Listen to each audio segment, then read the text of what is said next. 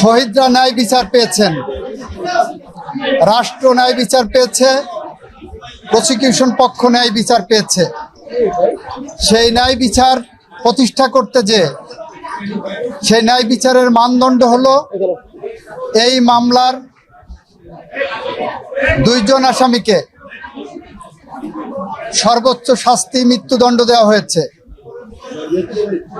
একজন আসামি যিনি রাজসাক্ষী হিসাবে নিজেকে আদালতের সামনে উপস্থাপন করেছেন, সার্বিক বিবেচনায় আদালত তাকে 5 বছরের কারাদণ্ড প্রদান করেছে। আমরা মনে করি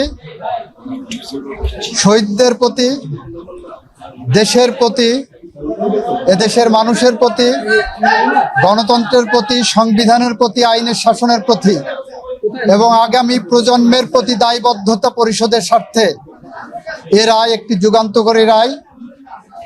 এই রায় প্রশান্তি আনবে, এ রায় ভবিষ্যতের জন্য একটি বার্তা।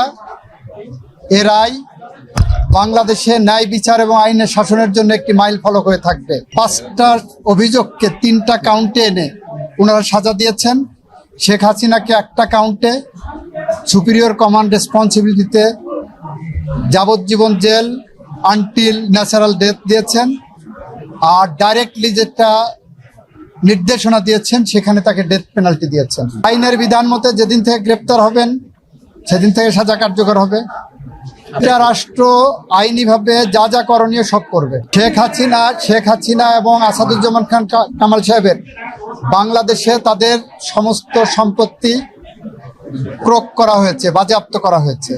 রায় বাস্তবায়ন আইনি পথেই হবে, আইনসঙ্গতভাবেই হবে।